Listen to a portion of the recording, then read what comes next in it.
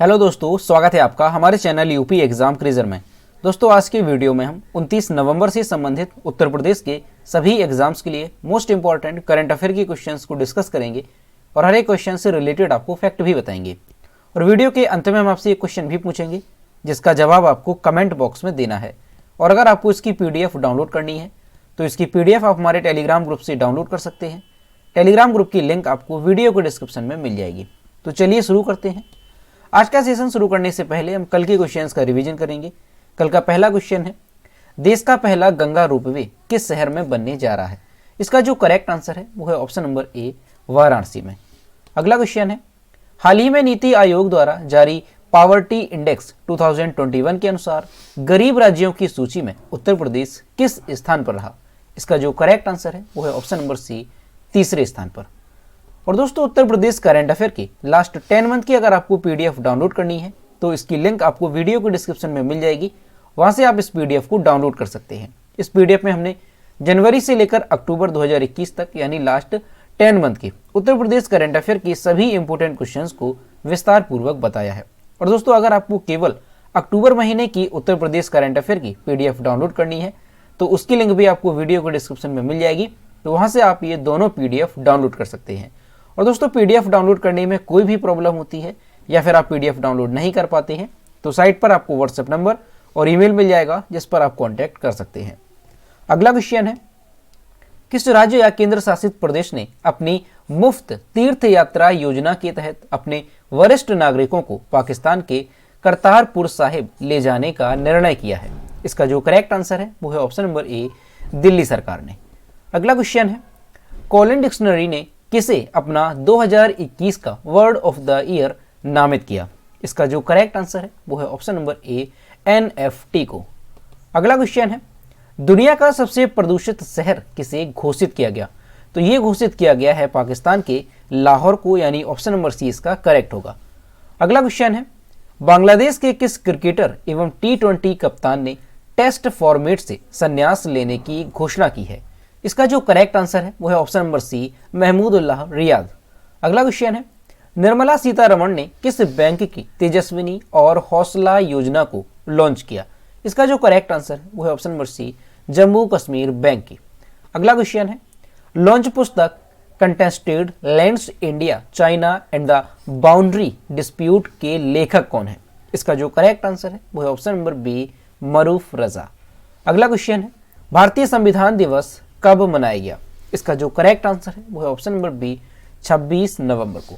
तो दोस्तों, ये थे कल के क्वेश्चंस जिसका हमने रिवीजन किया। अब हम शुरू करते हैं आज का सेशन। आज का पहला क्वेश्चन है, हाल ही में जारी नेशनल फैमिली हेल्थ सर्वे 5 के अनुसार उत्तर प्रदेश में लिंगानुपात कितना रहा? इसका जो करेक्ट आंसर है वो है ऑप्शन नंबर बी, 1017। 24 नवंबर 2021 को जारी राष्ट्रीय परिवार स्वास्थ्य सर्वेक्षण 5 यानी नेशनल फैमिली हेल्थ सर्वे 5 की रिपोर्ट के मुताबिक उत्तर प्रदेश में लिंगानुपात में उल्लेखनीय सुधार हुआ। 2015-16 में जो लिंगानुपात था उत्तर प्रदेश में वो 1000 पुरुषों पर महिलाओं की संख्या थी 995 और 2020-21 में ये लिंगानुपात बढ़कर के कितना हो गया? 1017। तो इसे आपको ध्यान रखना है।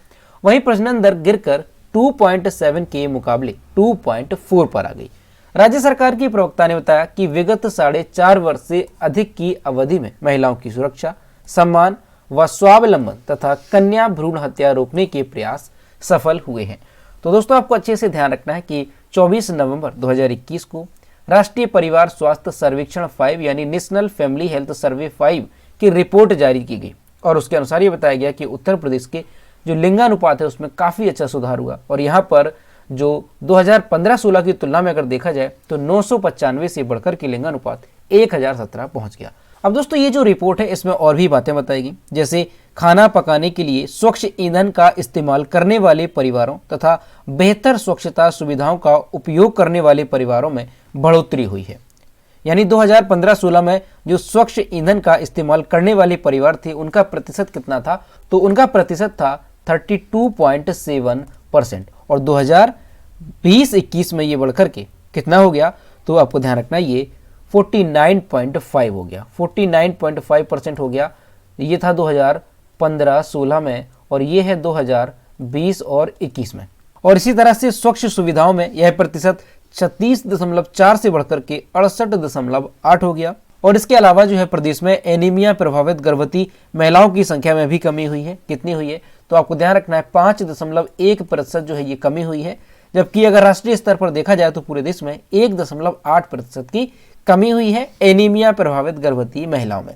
और इसके अलावा जो NFHS 5 रिपोर्ट है, इसके अनुसार जो है देश में 88.6% जन्म ये जो है अस्पताल में हुए हैं, जबकि इससे पहले जो NFHS यानी national family health survey 4 report जारी की गई थी, उसके अनुसार जो है 78.9% जन्म जो है वो अस्पतालों में हुए थे, यानी अस्पतालों में भी जन्म की संख्या जो इस बार बढ़ी है। तो NFHS 5 जो रिपोर्ट है उसके सभी पॉइंट्स आपको अच्छे से ध्यान रखने हैं। और यहाँ पर ये काफी इंपॉर्टेंट है कि उत्तर प्रदेश में जो लिंगानुपात है उसमें उल्लेखनीय सुधार हुआ है, और अब उत्तर प्रदेश में जो लिंगानुपात है वो कितना हो गया है तो 1017। अगला क्वेश्चन है, हाल ही में 40वें भारतीय अंतर्राष्ट्रीय व्यापार मेले का समापन हुआ। इस मेले में किस राज्य को फोकस राज्य के तौर पर चुना गया? इसका जो करेक्ट आंसर है वो है ऑप्शन नंबर सी, ए और बी दोनों, यानी उत्तर प्रदेश और झारखंड को फोकस राज्य के तौर पर चुना गया है 40वें भारतीय अंतर्राष्ट्रीय व्यापार मेले में। दिल्ली के प्रगति मैदान में 13 दिवसीय 40वें भारतीय अंतर्राष्ट्रीय व्यापार मेले का समापन 27 नवंबर को हो गया। समापन कार्यक्रम में केंद्रीय अल्पसंख्यक कार्य मंत्री मुख्तार अब्बास नकवी ने बेहतर प्रदर्शन कर लोगों को आकर्षित करने वाले पवेलियन व कलाकारों को 6 श्रेणियों में सम्मानित किया। फोकस राज्य के तौर पर उत्तर प्रदेश व झारखंड को स्वर्ण पदक दिया गया है। 24 राज्यों की प्रदर्शनी के बीच बिहार के पवेलियन को सर्वश्रेष्ठ पवेलियन के लिए तथा पार्टनर स्टेट के तौर पर बिहार को जो है स्वर्ण पदक से नवाजा गया। अब अगले वर्ष जो ये मेला होगा उसकी थीम क्या रहेगी तो वो भी आपको ध्यान रखना है। तो लोकल फॉर वोकल और वोकल फॉर ग्लोबल, ये थीम रहेगी 2022 के भारतीय अंतर्राष्ट्रीय व्यापार मेले की। तो दोस्तों 40वें भारतीय अंतर्राष्ट्रीय व्यापार मेले से संबंधित आपको सभी पॉइंट्स अच्छे से ध्यान रखने हैं। जैसे इसका आयोजन कहां पर किया गया तो दिल्ली के प्रगति मैदान में इसका आयोजन किया गया। ये कितने दिवसीय मेला था तो ये 13 दिवसीय मेला था, और इसका समापन कब हुआ तो 27 नवंबर को इसका समापन हुआ। इसमें जो पुरस्कार दिए गए हैं तो वो भी आपको ध्यान रखने हैं। जैसे फोकस राज्य के तौर पर उत्तर प्रदेश को दिया गया है और झारखंड को दिया गया। वहीं अगर ये पूछा जाता है कि सर्वश्रेष्ठ पवेलियन के लिए किस राज्य को पुरस्कार दिया गया तो आपको ध्यान रखना है बिहार को जो है सर्वश्रेष्ठ पवेलियन के लिए पुरस्कार दिया गया है। और इसके अलावा सर्वश्रेष्ठ पार्टनर स्टेट के तौर पर किसी पुरस्कार दिया गया तो ये भी बिहार को दिया गया है। तो ये सभी पॉइंट्स आपको अच्छे से ध्यान रखने हैं। अगला क्वेश्चन है, हाल ही में चर्चा में रही 66 वर्षीय रेखा ढाका किस जिले की निवासी है? इसका जो करेक्ट आंसर है वो है ऑप्शन नंबर ए, बागपत के। और यहाँ पर आप इमेज में देख सकते हैं ये है 66 वर्षीय रेखा ढाका, जो कि कहां से हैं, बागपत से हैं। बागपत के कस्बा बड़ौत निवासी सेवानिवृत्त कैप्टन किशन सिंह ढाका की पत्नी 66 वर्षीय रेखा ढाका ने महज 4 महीने में शूटिंग में 4 गोल्ड मेडल जीतकर जिले का नाम रोशन किया। अगस्त माह में बागपत के ग्राम जोहड़ी व मेरठ के ग्राम कलीना में जिला स्तर पर हुई शूटिंग प्रतियोगिता में 10 मीटर एयर पिस्टल में भाग लेकर गोल्ड मेडल प्राप्त किया। इससे उनका हौसला बढ़ा और 4 अक्टूबर को दादरी में हुई प्री स्टेट व 31 अक्टूबर को लखनऊ में हुई यूपी स्टेट प्रतियोगिता में भी इन्होंने गोल्ड मेडल जीता। और इसके साथ ही इन्होंने जो है रेंज में 10 से 15 अक्टूबर तक चली ओपन निशानेबाजी प्रतियोगिता में भी गोल्ड मेडल प्राप्त किया है।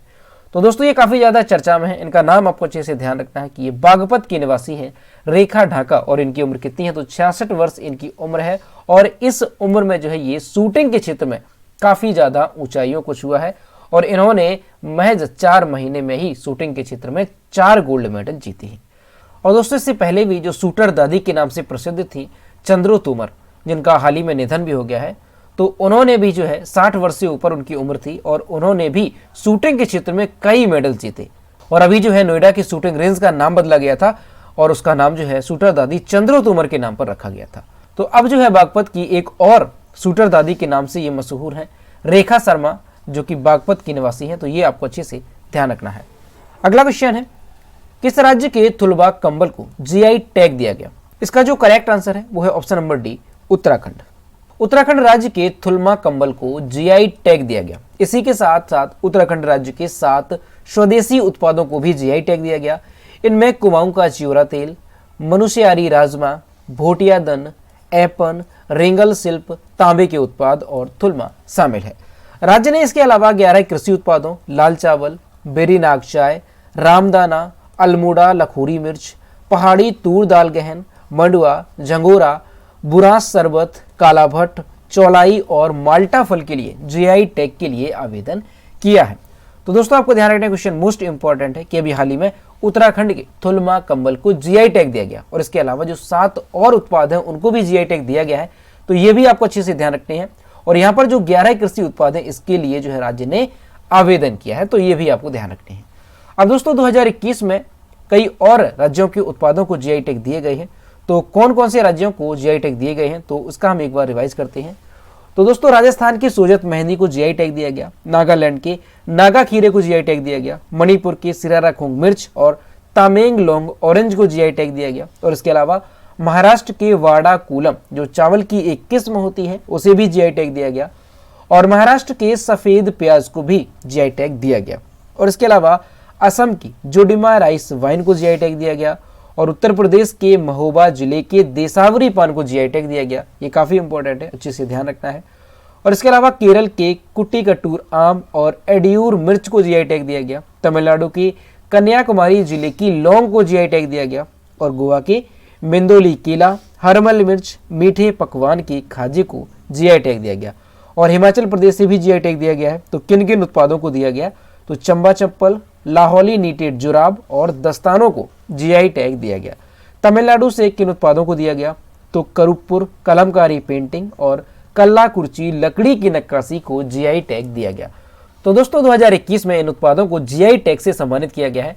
तो ये सभी आपको अच्छे से ध्यान रखने हैं। अगला क्वेश्चन है, किस राज्य ने भारत की पहली साइबर तहसील बनाने की घोषणा की है? इसका जो करेक्ट आंसर है वो है ऑप्शन नंबर सी, मध्य प्रदेश ने।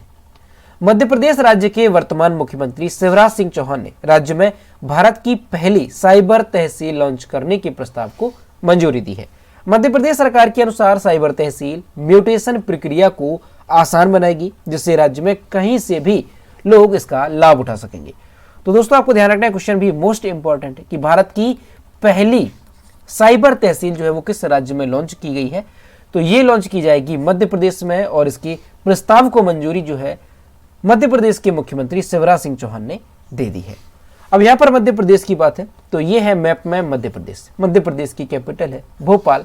मध्य प्रदेश के चीफ मिनिस्टर हैं शिवराज सिंह चौहान और मध्य प्रदेश के गवर्नर है मंगू भाई छगन भाई पटेल। और मध्य प्रदेश में लोकसभा सीटों की संख्या कितनी है तो आपको ध्यान रखना है 29 यहाँ पर लोकसभा सीटों की संख्या है और 11 यहाँ पर राज्यसभा सीटों की संख्या है।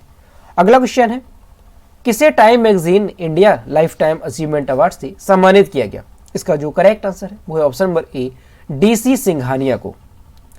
प्रसिद्ध अधिवक्ता एवं शिक्षाविद डीसी सिंघानिया को टाइम्स मैगजीन इंडिया के द्वारा लाइफ टाइम अचीवमेंट अवार्ड से सम्मानित किया गया। यह कार्यक्रम दिल्ली के सूर्य होटल में टाइम्स मैगजीन इंडिया द्वारा आयोजित किया गया था जिसमें एक्सीलेंस आइकॉनिक अवार्ड 2021 वितरित किए गए। सिंघानिया यूनिवर्सिटी के संस्थापक डीसी सिंघानिया के द्वारा नई पीढ़ी की शिक्षा और स्वास्थ्य को लेकर दी जाने वाली सुविधाओं के लिए उन्हें यह सम्मान दिया गया है। तो दोस्तों आपको ध्यान रखना है कि जो सिंघानिया यूनिवर्सिटी के संस्थापक हैं डीसी सिंघानिया, इन्हें जो है टाइम्स मैगजीन इंडिया के द्वारा लाइफ टाइम अचीवमेंट अवार्ड से सम्मानित किया गया है। अगला क्वेश्चन है, हाल ही में 3 दिवसीय लंबे कार्यक्रम आयुर्वेद पर्व 2021 का आभासी उद्घाटन किस स्थान पर हुआ? इसका जो करेक्ट आंसर है वो है ऑप्शन नंबर डी, नई दिल्ली में।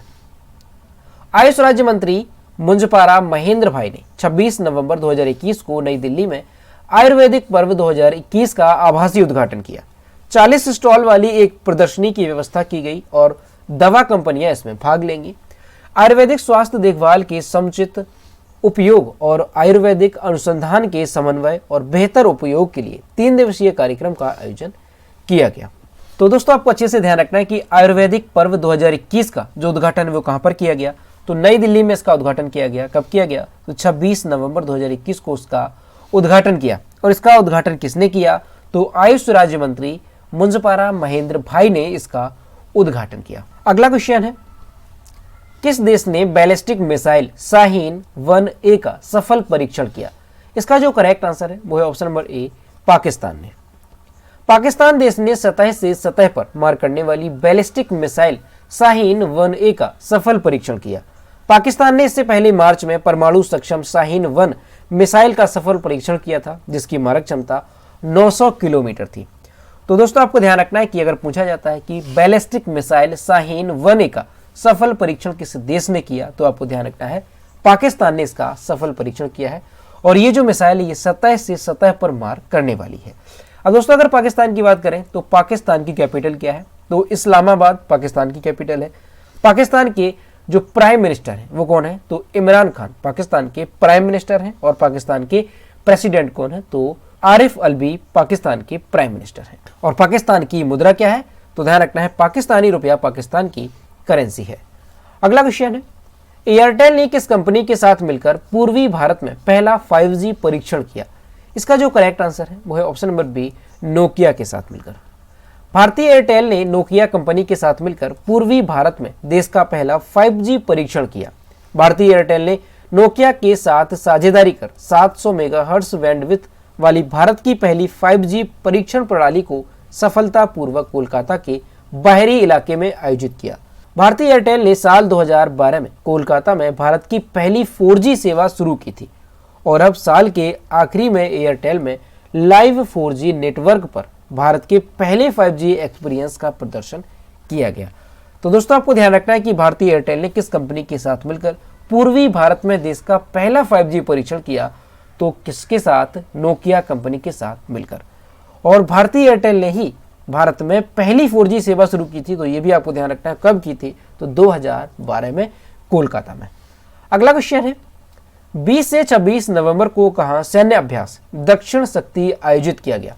इसका जो करेक्ट आंसर है वो है ऑप्शन नंबर सी, जैसलमेर में। 20 से 26 नवंबर को राजस्थान राज्य के जैसलमेर में सैन्य अभ्यास दक्षिण शक्ति को आयोजित किया गया।